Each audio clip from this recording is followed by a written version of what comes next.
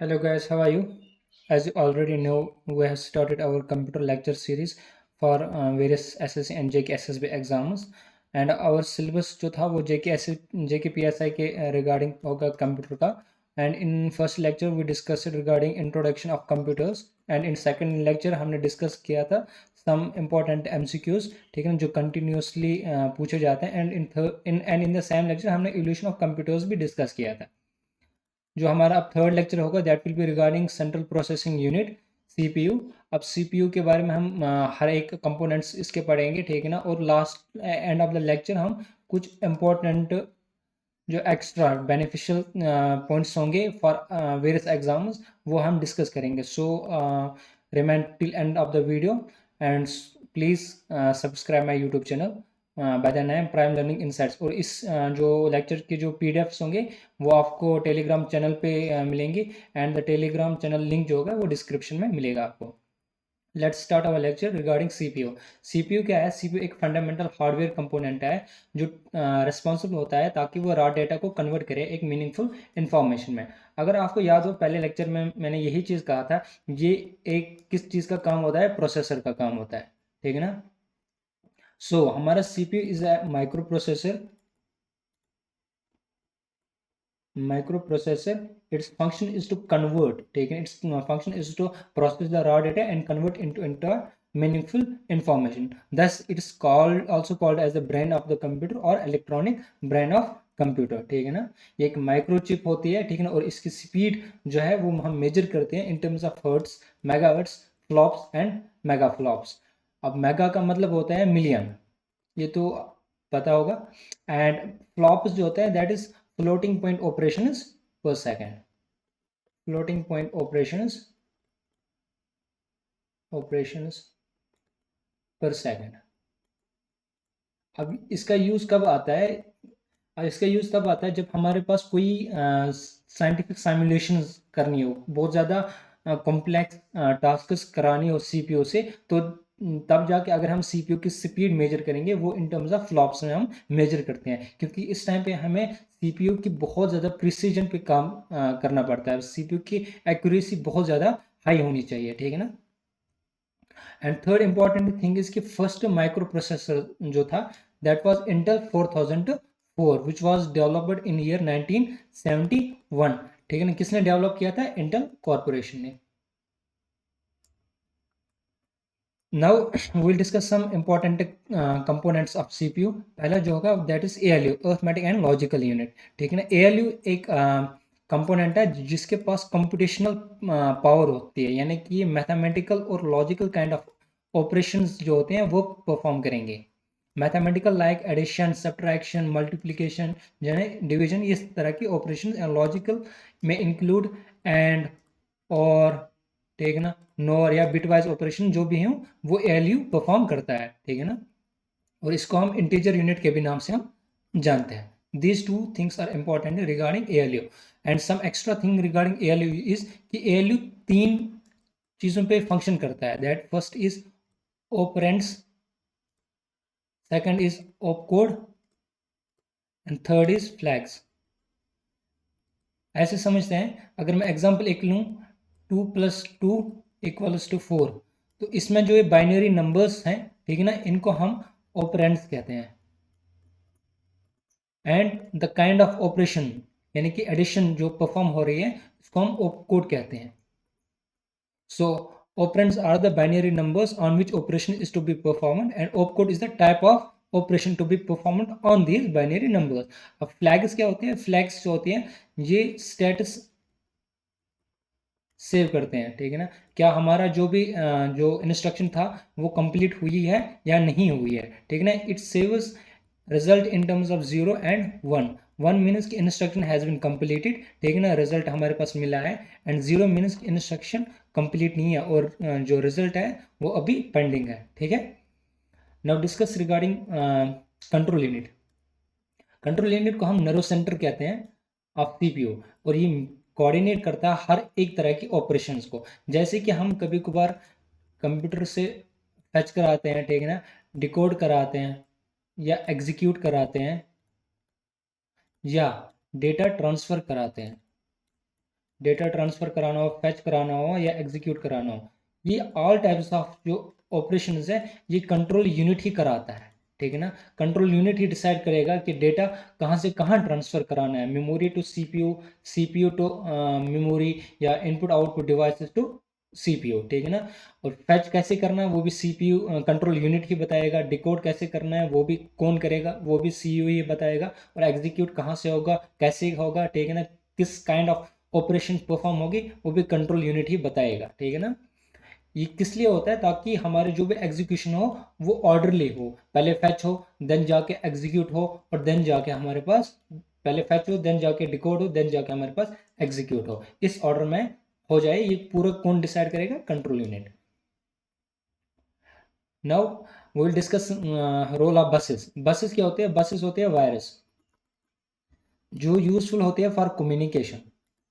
अब किसकी कम्युनिकेशन के लिए, सीपीयू और मेमोरी के बीच में, या सीपीयू या इनपुट आउटपुट डिवाइसेस के बीच में। सीपीयू को इनके साथ कम्युनिकेट करना है तो वो किस तरीके से करता है, किसका यूज लेता है, बसेस का यूज लेता है। अब किस तरह के बसेस का यूज करेगा, इट में include address bus, data bus या कंट्रोल बस। अब एड्रेस बसेस में क्या होती है कि ये जो एड्रेस बस है इनमें क्या होगा, इनमें होता है कि एड्रेस, अब address of data to be accessed, उस डेटा का एड्रेस होगा जो हमें एक्सेस करना हो, जो हमें एग्जीक्यूट कराना हो लास्ट में, ठीक है ना, वो किस में होगा, एड्रेस बस में। और एड्रेस बस जो होते हैं वो यूनिडायरेक्शनल होती है, यानी कि एक ही डायरेक्शन में फ्लो करती है। देन डेटा बस होती है रेस्पॉन्सिबल, ताकि वो एक्चुअल डेटा को, जो भी डेटा हो उसको ट्रांसफर करे बिटवीन प्रोसेसर्स, मेमोरी या अदर डिवाइसेस के साथ, इनपुट आउटपुट डिवाइसेस जो भी होंगे। और ये जो होती है ये बाई डायरेक्शनल होती है। इस चीज़ को थोड़ा सा अगर इन डेप्थ में समझने की कोशिश करें, सपोज करो कि हमारे पास सीपीयू है, और सपोज करो हमारे पास मेमोरी है, मेन मेमोरी, रैम। अब मैंने क्या कहा, किया मैंने सीपीयू को कहा कि आप एक इंस्ट्रक्शन लोड करें जो एट एड्रेस है, eight address suppose x, x का वैल्यू सपोज मैंने दिया 5, ठीक है ना। मैंने सीपीयू को इंस्ट्रक्शन दी यहाँ से एज एन इनपुट कि अपलोड करें instruction which is stored at an address x equal to 5। But the problem arises, CPU के पास मेरे सिर्फ एड्रेस है, सीपीयू को इस एड्रेस पर का जो डेटा होगा, वहां पे जो डेटा होगा वो तो नहीं पता है ना। अब सीपीयू को वो जानने के लिए ये भेजेगा इस एड्रेस को मेमोरी के पास, किसके पास भेजेगा, मेमोरी के पास, through address bus. x equal to 90 भेजेगा, सब x इक्वल टू 5 सॉरी, ठीक है ना, भेजेगा मेमोरी के पास। मेमोरी क्या करेगा, अपने स्लॉट्स में जो है वो चेक करेगा कि 5 पे 0 1 2 3 4, ठीक है ना, 5 पे एड्रेस 5 पे कौन सा डेटा स्टोर है। सपोज वहां पे स्टोर था डेटा प्राइम लर्निंग के नाम से, ठीक है ना। नाउ मेमोरी विल डू कि वो इस डेटा को ट्रांसफर करेगा थ्रू डेटा बस, और देगा किसको, सीपीयू को वापस देगा, ठीक ना। अब सीपीयू क्या करेगा, इस डेटा को यहाँ से फेच करेगा। सपोज अब मान लो दूसरी टाइम मैंने सीपीयू को कहा कि जो आपको डेटा मिला प्राइम लर्निंग, इसको आप इनसाइट्स ऐड कीजिए, और जो सीपीयू के पास रिजल्ट आएगा that will be prime learning insights. और देन मैंने सीपीयू को कहा कि इस डेटा को जाके इसी मेमोरी में जाके स्टोर करें, ठीक है ना, राइट डाउन कीजिए, और राइट कीजिए और स्टोर कीजिए ये वाला डेटा। अब सीपीयू यहाँ पे ना दो चीज़ों का इस्तेमाल करेगा। पहला वो अगेन डेटा बस का यूज़ करेगा, एंड कंट्रोल बस का यूज़ करेगा। कंट्रोल बस या I can say control signal का यूज़ करेगा, यहाँ पे भेजेगा किसके पास, मेमोरी के पास, ठीक है। डेटा बस क्या करेगा, डेटा बस के थ्रू ये जो PLI prime learning insights data होगा वो ट्रांसफर होगा मेमोरी के पास अगेन। अब मेमोरी देखेगा कि मुझे क्या करना है, उसको कैसे पता चलेगा, उसको बोलेगा कंट्रोल सिग्नल। कंट्रोल सिग्नल मैं लिख के रखूंगा कि आपको राइट डाउन करना है। कंप्यूटर में हम सेव के लिए राइट लिखते हैं, राइट, ठीक है ना, विच मीन्स कि मेमोरी को ये डेटा ना उस एड्रेस पे जाके सेव करना है। मेमोरी जाएगा उसी स्लॉट में और वहां पे ओवरराइट करेगा प्राइम लर्निंग को as a prime learning insights और सेव करेगा फ्रॉम द अबोव, ठीक है ना। ये जो मैंने सारा डिस्कस किया, यू विल सी कि जो हमारा एड्रेस बस था, ठीक है ना, वो सीपीयू से मेमोरी की तरफ जा रहा था, ना कि मेमोरी की सीपीयू, मेमोरी से सीपीयू की तरफ जा रहा था।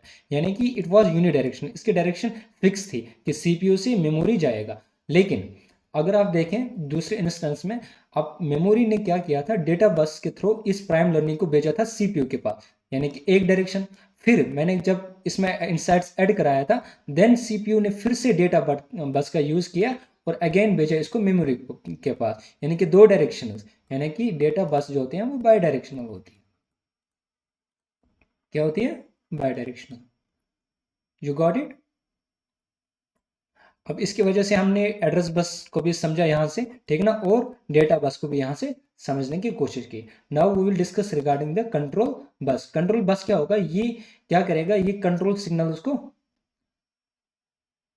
ट्रांसमिट करेगा, कहाँ से, एक कंपोनेंट से दूसरे कंपोनेंट तक। यही डिसाइड करेगा कि डेटा को कैसे ट्रांसफर कराना है, ये डिसाइड करेगा उनकी टाइमिंग के बीच में, ठीक है ना। सपोज मैंने डेटा को तो सेंड किया था सीपीयू से मेमोरी पर, ठीक है ना, पीएलआई प्राइम लर्निंग इनसाइट्स, लेकिन वो कितने टाइमिंग में, कितने टाइम में मेमोरी के पास पहुंचेगा, वो कंट्रोल बस ही डिसाइड करेगा। वो कंट्रोल बस ही उसके टाइमिंग, उसके सिंक्रोनाइजेशन, जो भी ऑपरेशन है वो कंट्रोल बस ही डिसाइड करेगा। It acts like an master, ये बताता है कि आपको कहाँ जाना है, कैसे करना है, ठीक है। इसी कंट्रोल बस के थ्रू ही मैं कंट्रोल सिग्नल उसको सेंड करता हूँ। Now we will discuss regarding cache memory, ठीक है ना, it's another component of CPU.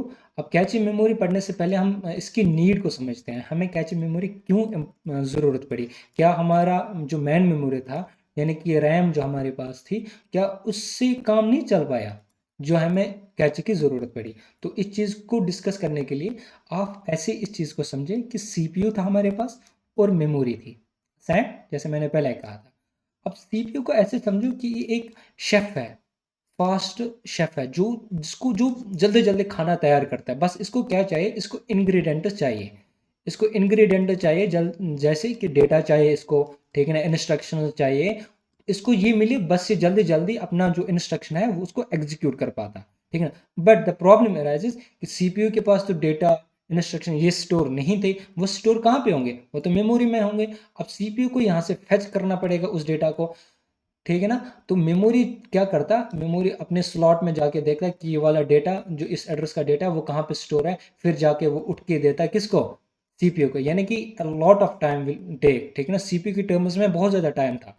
अब इसको ओवरकम करने के लिए सीपीयू क्या करता है, एक अपनी और मेमोरी के बीच में एक काइंड ऑफ बफर क्रिएट करता है, एक मेमोरी क्रिएट करता है, ठीक है ना, small size volatile memory create करता है। Catch is volatile memory, remember, ठीक है ना। Small size compact memory create करेगा, और जो मेमोरी से, ठीक है ना, मैन मेमोरी से जो भी डेटा आया था, एक तो सीपीयू खुद यूज करेगा और दूसरा उसमें इसमें ये स्टोर करेगा, इसमें कैचे में स्टोर करेगा। क्यों, यहाँ पे कंसेप्ट आता है टेम्पोरल लोकेलिटी। यानी कि सीपीयू ने जब इस डेटा को यहाँ से मेमोरी से एक्सेस किया था, ठीक है ना, तो उसको पता है कि ये वाला जो डेटा है ये बहुत एसेंशियल है, ये मुझे फ्यूचर में इस्तेमाल करना पड़ सकता है। तो इसको मैं क्या करता हूँ, इसको मैं कैची में स्टोर करके रखता हूँ, ताकि दोबारा जब मैं आऊँ मुझे मेमोरी के पास ना जाना पड़े, मुझे डायरेक्टली कैची से उसको मैं रिट्रीव कर सकता हूँ और डायरेक्टली यूज कर सकता हूँ, ताकि सीपीयू की इफिशियंसी जो है बहुत ज़्यादा इंक्रीज हो जाए, ठीक है ना। अब टेम्पोरल लोकेलिटी का कंसेप्ट यही है कि जो भी इंपॉर्टेंट डेटा जो सीपीयू इसको सीपीयू को लगता है कि मुझे आगे फ्यूचर में काम पड़ सकता है, उसको वो कहाँ पे स्टोर करता है, कैचे में स्टोर करता है। You got it? नाउ इसलिए हमारा यूज में आया हमारे कैचे मेमोरी, ताकि एक हमारी high speed compact memory create हो पाई, जिसकी वजह से सीपीयू जल्द से जल्द रिट्रीव करे डेटा को। एक बफर की तरह होता है जो फ्रिक्वेंटली एक्सेस से डेटा को या इंस्ट्रक्शंस को स्टोर करे, क्योंकि मैंने यही कहा था, क्योंकि वो फ्यूचर में उसको ज़रूरत पड़ सकता है। और ये किस लिए होगा, ताकि वो स्पीड अप करेगा डेटा एक्सेस या overall processing time of CPU को, ठीक है ना, उसको वो इंक्रीज करेगा। देन सीपीयू क्लॉक जो होता है, सीपीयू क्लॉक एक इंटरनल टाइमर होता है, ठीक है ना, जो सिंक्रोनाइज करेगा हर एक ऑपरेशंस को, जो कि प्रोसेसर में है, उनका वो क्लॉक टाइम मेजर करता है, ठीक है ना। क्लॉक टाइम उनका मेजर करता है कि हर एक प्रोसेस के लिए मुझे कितना टाइम लगा, ठीक है ना। वो सीपीयू क्लॉक मेजर करता है, और जब भी कोई इंस्ट्रक्शन, जब भी कोई एग्जीक्यूशन परफॉर्म हो जाएगी और उसका रिजल्ट मिले, और उस एग्जीक्यूशन को वो टिक करता है, यानी कि उस एग्जीक्यूशन का जो वो टाइमिंग था, क्लॉक था, वो टिक करता है, देन इसकी वजह से जो नेक्स्ट ऑपरेशन होंगी वो जाके फिर परफॉर्म हो जाएंगे, ठीक है ना। अब इसकी जो स्पीड है वो मेजर होती है हर्ट्स में, मेगा हर्ट्स में, गीगा हर्ट्स में, and MIPS and M flops, million instructions per second, and M flops, ठीक है ना, mega flops, floating point operations per second. अब यहाँ पे एक इंपॉर्टेंट चीज है कि higher clock speed generally translates to fast processing capability, यानी कि जितना एक क्लॉक की स्पीड ज्यादा होगी, उसका मतलब यही है कि उस सीपीयू की जो कैपेबिलिटी है प्रोसेस करने की, वो उतनी ही ज्यादा है। You got it. नाउ अब हम इंपॉर्टेंट कंपोनेंट के बारे में पढ़ेंगे, दैट इज रजिस्टर्स। रजिस्टर्स और कैची के बारे में ना बच्चे डाउट खा जाते हैं, इनके बीच में डिफरेंस पता नहीं चलता क्या है, ठीक है ना। इनका भी डिफरेंस हम देखेंगे अभी। पहले हम डेफिनेशन पे जाते हैं कि जो ये होते हैं रजिस्टर्स, इनमें जो स्टोरेज होते हैं वो बिट स्टोरेज की तरह होती है, यानी कि डेटा जो भी स्टोर होता है वो इन टर्म्स ऑफ बिट्स में होता है। रजिस्टर जो होते हैं ये हाई स्पीड स्टोरेज होते हैं, located with in the CPU. First thing याद रखें आप, ठीक है ना, इसको मैं एक्सप्लेन करूंगा अभी। जो कि फाउंड होता है inside ALU part of the memory. अब इसको ऐसे समझें,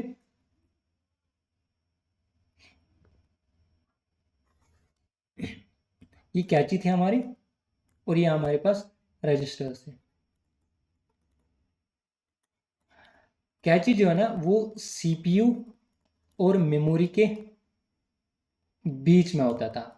सीपीयू फिर यहाँ से डेटा को रिट्रीव करता था, जो फ्रिक्वेंटली वो जल्दी जल्दी उसको यूज, मतलब मोस्टली उसको यूज करना पड़ता था। अब रजिस्टर्स क्या होते हैं, ये सीपीयू के अंदर ही होते हैं। सपोज ये सीपीयू है, सीपीयू के अंदर मान लो ये ALU कंपोनेंट है। अब ALU कंपोनेंट में एक रजिस्टर्स होते हैं,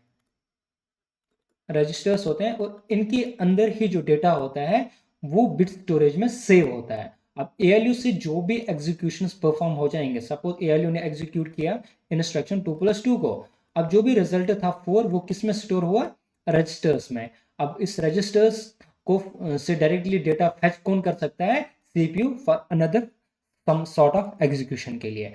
अब यहां से क्वेश्चन जो इंपॉर्टेंट बनेगा कि हमें आप बताएं कि रजिस्टर्स और सीपीयू में किसकी ज्यादा स्पीड ज्यादा है।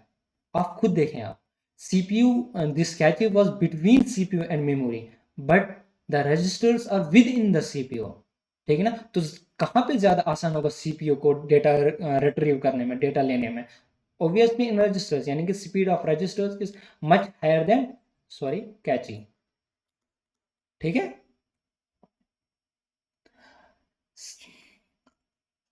मैंने यही कहा था कि जो डेटा होता है वो स्टोर होता है इन टर्म्स ऑफ बिट्स, ठीक है ना, जो स्मॉलेस्ट यूनिट ऑफ इंफॉर्मेशन होते हैं, एवरीवन नोज दिस। एंड जो होते हैं हाई स्पीड डेटा एक्सेस होते हैं, ये भी मैंने कहा। और यहाँ पे जो भी ये रजिस्टर्स होते हैं, ये होते हैं कलेक्शन ऑफ फ्लिप फ्लॉप, जो भी हम छोटे से किसी लेक्चर में कभी डिसाइड करेंगे, ये पढ़ाऊंगा मैं आपको। और टाइप्स ऑफ जो फ्लिप फ्लॉप के मतलब बारे में जो इतना भी एक्स्ट्रा इन्फॉर्मेशन होगा वो भी मैं बताऊंगा। अभी बस जो मैन यहाँ पे है वो मैं बता दूंगा कि जो फ्लिप फ्लॉप्स होते हैं ये एक सर्किट की तरह होता है, ठीक है ना, जो इन टर्म्स ऑफ बिट्स में डेटा को स्टोर करता है, ठीक है। अब टाइप्स ऑफ रजिस्टर्स के बारे में हम बात करेंगे। First is memory address register, then instruction register, program counter, accumulator and address register. इनको ऐसे समझें, मान लो मेरे पास प्रोग्राम काउंटर है। प्रोग्राम काउंटर का काम होता है, ये इसके पास स्टोर होता है, यहां से शुरू करते हैं। It stores the address of the next instruction. Remember, it stores, यहाँ पे डेटा नहीं, एड्रेस स्टोर करता है। एड्रेस स्टोर करता है किसका, नेक्स्ट इंस्ट्रक्शन का, जो एग्जीक्यूट कराना हो। सीपीयू को मतलब मान लो मैंने इंस्ट्रक्शन दी थी, ठीक है ना, 2+2। सी ये वाली जो थी ना, ये पहले कहाँ पे स्टोर होगी, प्रोग्राम काउंटर में। प्रोग्राम काउंटर में इसका जो एड्रेस होगा वो स्टोर होगा, और यहाँ से वो एड्रेस जाएगा कहाँ पे, मेमोरी एड्रेस रजिस्टर में। ठीक है ना, मेमोरी एड्रेस रजिस्टर इस जो भी इंस्ट्रक्शन था इसका एड्रेस होल्ड करेगा, अपने पास रखेगा, ताकि फिर यहाँ से वो उसका एड्रेस जो है वो सीपीयू यूज करेगा, ताकि वो डेटा को फेच कर पाए उस एड्रेस पे, डेटा को फेच कर पाए उस एड्रेस से।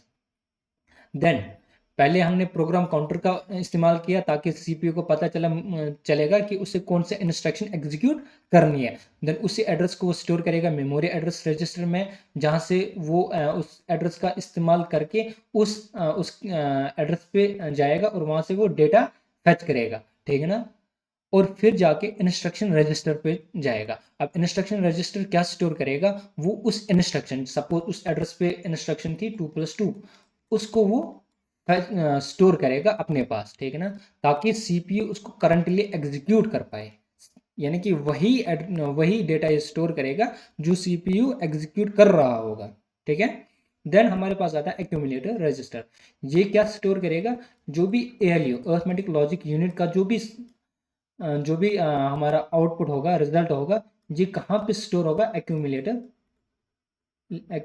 रजिस्टर में। सो एक क्वेश्चन आप यहाँ से डायरेक्टली इंपॉर्टेंट याद रखिएगा, जो एएलयू का जो आउटपुट होता है ना, एएलयू का आउटपुट वो कहाँ पे स्टोर होता है, रजिस्टर्स में स्टोर होता है। This is the question which has been asked in various SSC exams. जो एएलयू का आउटपुट होता है वो रजिस्टर्स में स्टोर होता है। देन हमारे पास होता है address register. Address register from its name it stores the address of the memory location. जो भी जो लोकेशन होगी, मेमोरी लोकेशन होगी, उसका वो एड्रेस स्टोर करेगा। अब सीपीयू कैसे काम करता है वे, तो मैंने पहले ही बताया था कि पहले क्या होता है कि प्रोग्राम काउंटर होता है जो इसको एड्रेस देता है, सीपीयू को एड्रेस किसका देगा, नेक्स्ट इंस्ट्रक्शन का, और यही एड्रेस फिर चला जाता है मेमोरी एड्रेस रजिस्टर के पास। वहां से सीपीयू फेच करेगा उस एड्रेस पे कौन सा डेटा है, और उस डेटा को लेके जाएगा फिर इंस्ट्रक्शन रजिस्टर में, और इंस्ट्रक्शन रजिस्टर से उस डेटा को एग्जीक्यूट करेगा। इसलिए हम कहते हैं कि instruction register stores the data which is currently being executed. Then उसको फिर वो डिकोड करेगा, कंट्रोल यूनिट ये काम करेगा। कंट्रोल यूनिट बताएगा कि किस तरह का जो है इस पे आई कैन से इंस्ट्रक्शन जो भी थी, किस तरह का ऑपरेशन इस पे परफॉर्म करना है, एडिशन कराना है, सब्ट्रैक्शन कराना है, किस तरह का ये काम कराना है, ये पूरा कौन बताएगा, कंट्रोल यूनिट। ठीक है ना, और यही आइडेंटिफाई करेगा कि इसमें किस तरह का ऑपरेंड्स है, किस तरह का डेटा है। देन फिर डेटा फेच होगा, या सॉरी डेटा एग्जीक्यूट होगा। ठीक है ना, यानी कि अब जो डेटा मिला इसको कंट्रोल यूनिट को, ठीक है ना, वो इस डेटा को क्या करेगा, उसको लेके जाएगा एएलयू में। अब एएलयू से यहाँ से डेटा जो है इसका आउटपुट मिलेगा, वो जाके स्टोर होगा कहाँ पे, रजिस्टर्स में। और अगर दोबारा ज़रूरत पड़ी सीपीयू को, तो इस रजिस्टर से वो डेटा ले सकता है। ठीक है ना, और लास्ट पे होता है हमारे पास स्टोरेज, ये लास्ट वाला ऑप्शन होता है। ठीक है ना, ये हमने पहले डिस्कस किया था कि सीपीयू का जो परफॉर्मेंस है था वो मेजर होते हैं in terms of hertz, megahertz, gigahertz, flops में स्टोर होता है। ठीक है ना, स्पीड मेजर होते हैं इन टर्म्स में। ठीक है, देन हमारे पास फर्स्ट माइक्रो प्रोसेसर जो था ये भी हमने डिस्कस किया, दैट वाज इंटेल 4004, जो कि रिलीज हुआ था 1971 में। ये वर्ल्ड का first commercial single chip micro processor था। ठीक है ना, जो कि बनाया था इंटेल कॉरपोरेशन ने। अब ये तो सबको पता है कि हमारे पास जो भी सीपीयूज होते हैं उसमें बिलियंस ऑफ ट्रांजिस्टर्स होते हैं, ताकि जो हमारी पैरेलल प्रोसेसिंग हो पाए, यानी कि एक टाइम पे मल्टीपल प्रोसेसेस एग्जीक्यूट हो पाए बाय डिफरेंट प्रोसेसर। अब यहाँ तक जो था हमारा सीपीयू का फाइनल था, कि सीपीयू के बारे में जो भी इंपॉर्टेंट चीज़ें थी, जो भी क्वेश्चंस जो पूछे जा सकते थे, वो यहाँ तक मैंने डिस्कस किया। अब हमारे पास कुछ एक्स्ट्रा चीज़ें हैं जो कि फ्यूचर एग्जाम्स में अगर आप पढ़ें तो वो बेनिफिशियल है आपके लिए। ठीक है, फर्स्ट इज कि थ्रूपुट क्या होता है सीपीयू का। सीपीयू का थ्रूपुट होता है कि उसने कौन कितने instructions, number of instructions executed per unit time, यानी कि कितने इंस्ट्रक्शन सीपीयू ने एग्जीक्यूट किए कितने टाइम में, that is the throughput of the CPU. यानी अगर कम टाइम में CPU number of maximum number of instruction execute करेगा, that is the CPU throughput is very high. अगर इसकी फार्मूला की बात करें, यानी कि थ्रूपुट अगर मैं लिखूंगा, that is N upon T. N is number of execution performed by CPU and T is the time in which this execution were perform, this instruction were perform. ठीक है ना। और दूसरा इंपॉर्टेंट क्वेश्चन यहाँ से जो है, ये डेटा प्रोसेसिंग का करेक्ट ऑर्डर कौन सा है। ठीक है ना, ये एसएससी का क्वेश्चन पूछा गया था। दैट इज कि पहले इनपुट स्टोरेज होता है, पहले डेटा को एज एन इनपुट देंगे, फिर वो उसको प्रोसेस होगा, देन उसको आउटपुट मिलेगा, देन जाके उसका स्टोरेज होगा। यहाँ इन दोनों के बीच में कभी कभार आप मे बी ये डिफ्रेंशिएट ना कर पाओ। पहले डेटा को स्टोर नहीं करते हैं, पहले डेटा का उसका आउटपुट मिलता है, देन उसको स्टोर करते हैं। ठीक है ना। और एक इंपॉर्टेंट क्वेश्चन है, ये भी एसएससी का प्रीवियस ईयर क्वेश्चन है, कि कंट्रोल यूनिट और एलयू अर्थमेटिक लॉजिक यूनिट, इनको कॉमनली एक नाम से हम जानते हैं, वो क्या है। ठीक है ना, दैट इज प्रोसेसिंग यूनिट। क्यों? अब एएलयू आपको पता है प्रोसेसिंग का ही काम करता है, और कंट्रोल यूनिट इसको बताएगा किस तरह का प्रोसेसिंग आपको करना है, आपको एडिशन करना है, सब्ट्रैक्शन करना है, यानी कि दोनों आपस में मिलकर क्या करेंगे, प्रोसेसिंग ही करेंगे, है ना। देन हमारे पास पाइपलाइनिंग का कंसेप्ट है। पाइपलाइनिंग एक टेक्निक है जो कि सीपीयू में यूज होती है। ठीक है ना, जहाँ पे हमारे पास मल्टीपल इंस्ट्रक्शंस है, उनको हम साइमल्टेनियसली हम प्रोसेस करते हैं। कैसे, सपोज हमारे पास इंस्ट्रक्शन मल्टीपल इंस्ट्रक्शन है, इंस्ट्रक्शन 1 है, इंस्ट्रक्शन 2 है और इंस्ट्रक्शन 3 है। अब क्या है कि मान लो कि सीपीयू जो है इंस्ट्रक्शन 1 से फेच कर रहा है, और सेम टाइम पे सीपीयू इंस्ट्रक्शन 2 से डिकोड कर सकता है। ये नहीं कि पहले जाके इंस्ट्रक्शन 1 को कंप्लीट करेगा, देन जाके इंस्ट्रक्शन 2 पे जाएगा, देन जाके इंस्ट्रक्शन 3 पे जाएगा। मे बी इंस्ट्रक्शन 1 जब वो फेच कर रहा है उसको डेटा मिला ही नहीं, ठीक है ना, तो सीपीयू तो डिले हो जाएगा। ठीक है ना, फिर तो वेट करेगा कि भाई मुझे डेटा फेच करना है, डेटा चाहिए मुझे। तो वो उस टाइम क्या करेगा, अगर वहाँ पे कोई इंस्ट्रक्शन 2 का डिकोडिंग की ज़रूरत है तो वो डिकोड भी करेगा, और इंस्ट्रक्शन 3 में वो एग्जीक्यूट भी कर सकता है, फैच भी कर सकता है एज पर रिक्वायरमेंट। यानी कि एक सीपीयू साइमल्टेनियस टाइम पे जो है, एक सिंगल टाइम पे मल्टीपल इंस्ट्रक्शन को एग्जीक्यूट कर सकता है। जैसे मैंने यहाँ पे लिखा है, while one instruction is being executed, another can be decoded and third can be फैचड।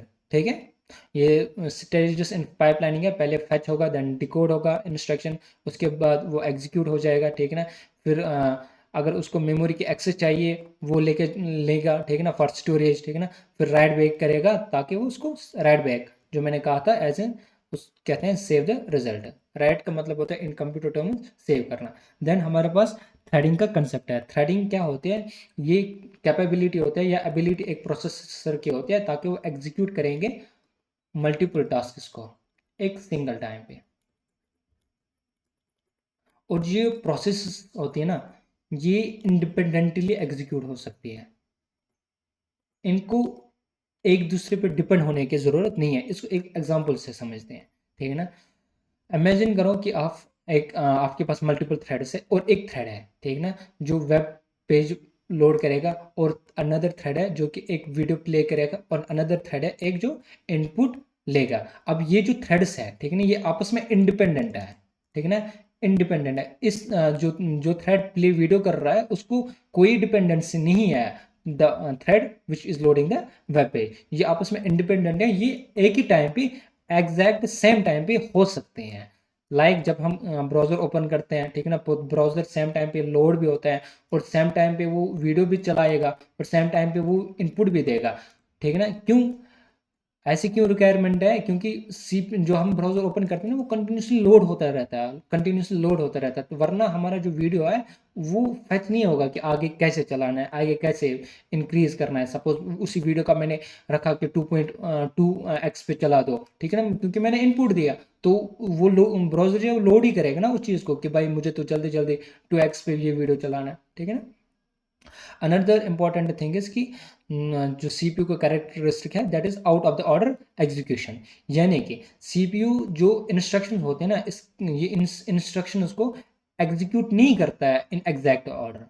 जरूरी नहीं है एग्जैक्ट ऑर्डर में, कर भी सकता है कर भी नहीं सकता है। ठीक है ना। अब कैसे, सपोज करो कि मेरे पास A equal to B plus C है, D equal to E plus F है, G equal to H plus I है। अब बी और सी जो वैल्यू है ये मैंने नहीं दिया है सीपीयू को, एच और आई का भी वैल्यू नहीं दिया सीपीयू को, बल्कि मैंने दिया है ए एंड एफ का वैल्यू दिया है, तब जाके वैल्यू डी निकाल पाता। ठीक है ना, ये दो वैल्यू मैंने दी है। अब अगर एज पर इंस्ट्रक्शन हम देखें, दिया तो मैंने ए इक्वल टू बी प्लस सी था, फिर तो यही पहले एग्जीक्यूट होना चाहिए था। ठीक है ना, लेकिन ये एग्जीक्यूट नहीं होगा क्योंकि इसके पास तो बी और सी का वैल्यू है ही नहीं, ये होल्ड पर रहेगा। पहले एग्जीक्यूट होगा D equal to A plus F execute होगा, क्योंकि यही इन्हीं का वैल्यू इन सीपीयू को पता है। ठीक है ना, देन जाके जब हमारे पास इन बी सी या एच आई का वैल्यू मिलेगा, जिसका भी मिलेगा वो परफॉर्म हो जाएगा। You got it.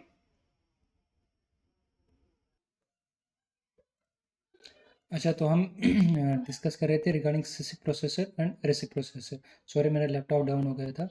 और सिसिक प्रोसेसर्स ये टाइप ऑफ प्रोसेसर्स है इंपॉर्टेंट। तो सिसिक प्रोसेसर में क्या होते हैं, ये होते हैं large set of complex instruction, जहाँ पे हर एक इंस्ट्रक्शन जो है वो मल्टीपल टास्क एग्जीक्यूट कर सकते हैं एक सेम टाइम पे, लाइक लोडिंग कर सकता है, प्रोसेसिंग कर सकता है, स्टोरिंग कर सकता है। एग्जाम्पल, इंटेल x86 प्रोसेसर्स के पास ये कैपेबिलिटी होती है, वो मल्टीपल इंस्ट्रक्शन जो है वहाँ पे वो मल्टीपल टास्क परफॉर्म कर सकता है एट सेम टाइम पे। लेकिन रिसिक प्रोसेसर में क्या होता है कि यहाँ पे ये small set of simple instructions होते हैं, यहाँ पे हर एक इंस्ट्रक्शन जो है वो एग्जीक्यूट करेगा एक ही टास्क एक टाइम पे। Example, ARM processors. अच्छा, एक कंसेप्ट है जो मैं मिस आउट कर गया था कैची के बारे में। ठीक है ना, जो भी फ्यूचर एग्जाम्स में मे भी पूछा जाए कभी, कैच, अब मैंने क्या कहा था कि सीपीयू था, ठीक है ना, कैची है और मेमोरी है। ठीक है ना, अब सीपीयू जब पहली बार डेटा फैच किया था मेमोरी से और फिर उसको स्टोर किया था कैची में भी और खुद भी यूज़ किया था। अब मान लो सीपीयू जो है, ये कैची जो है कभी कभार फुल आ गई। ठीक है ना, क्योंकि हर एक नया डेटा जो है मेमोरी से सीपीयू लेगा ही लेगा। ठीक है ना, और देन जाके उसको कैचे में भी स्टोर करेगा, और अगर फिर वो डेटा फिर से सीपीयू को नया लेना पड़े वो भी मेमोरी से लेगा, फिर भी जाके अगेन उसको सीपीयू कैचे में स्टोर करेगा। और ऐसे होते होते कैचे जो है, मान लो कभी कैचे ने जो पहली बार स्टोर किया था उसको यूज़ कर लिया, दूसरे वाले को भी यूज़ कर लिया, तीसरा वाला चौथा वाला वो यूज़ नहीं हुए। ठीक है ना, वो ऐसे ही रहे, और ना यूज़ करने की वजह से ना जो कैचे था ये स्मॉल साइज की थी ना, और ये फुल आ गई। ऐसा पॉसिबल है ना, कैचे जो है क्योंकि स्मॉल साइज है, इंपॉर्टेंट है कि ये फुल आ गई तो क्या दिक्कत होगी। कैचे जो है ना यहाँ पे एक कंसेप्ट यूज करता है, दैट इज एलआरयू कंसेप्ट, यानी कि लीस्ट रिसेंटली यूजर। यानी कि वो इंस्ट्रक्शन, वो जो भी डेटा फैच किया होगा सीपीयू ने मेमोरी से और कैचे में जब स्टोर हुआ था, और जो वो इंस्ट्रक्शन था, जो भी वो डेटा था, वो वाला डेटा जो सबसे मिनिमम यूजफुल था, सबसे मिनिमम, जो कि एक्सेस ही नहीं कर किया सीपीयू ने। सीपीयू को लगा कि अब मतलब कि ये तो एक्सेस ही नहीं हो पा रहा है, वो वाला डेटा जो है वो डिलीट हो जाएगा यहाँ से। क्या हो जाएगा, डिलीट हो जाएगा। अब इसी चीज़ को कहते इसी चीज़ के लिए मैंने ये थोड़ा सा एक्स्ट्रा टाइम लिया था आपसे, सॉरी। और एक इम्पॉर्टेंट कंसेप्ट है cache miss and hit. Cache miss और हिट का मतलब होता है कि जब भी सपोज सीपीयू ने पहली बार जब मेमोरी से डेटा लिया था और कैची में भी रखा था, सीपीयू में भी रखा था, दूसरी बार सीपीयू डायरेक्टली पहले मेमोरी के पास नहीं जाता है। नया डेटा हो, जैसा भी डेटा हो, पहले वो कैची में जाएगा और कैची में देखेगा है या नहीं है। अगर कैची में नहीं होगा तो उसे कहेंगे हम कैची मिस, अगर कैची में मिला तो हम कहेंगे कैची हिट।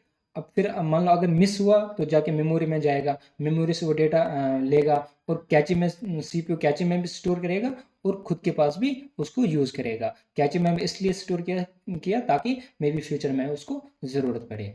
और अभी अगर आपको इसके एक्स्ट्रा कोई भी डाउट हो तो you can reach me from Telegram, वहाँ पे मैंने 1-to-1 मेंटरशिप ओपन की है। कोई भी डाउट हो यू मैं डायरेक्टली आस्क मी टेलीग्राम पे, या मैं अगर आपको कोई भी दिक्कत हो आप टेलीग्राम से मेरा नंबर ले सकते हैं। ठीक है, यू मैं डायरेक्टली कॉल मी, और वहाँ पे वो जो भी क्वेश्चन हो आपका वो आप मैं आंसर करूँगा। और जो इसके पीडीएफ्स है वो आपको टेलीग्राम पर ही मिलेंगे, फ्री मिलेंगे। ठीक है ना, और और जो वापस में मैं बस एक ही रिक्वेस्ट है आपसे कि आप अगर सब्सक्राइब करें, एंड सो दैट कि मेरे जो फर्स्ट 1000 सब्सक्राइबर्स हैं, जो कि हार्टेडली जो है हमेशा याद रहते हैं हमेशा, अगर वो आप उसका हिस्सा बन पाए, so I will be very thankful to you, है ना। Thank you.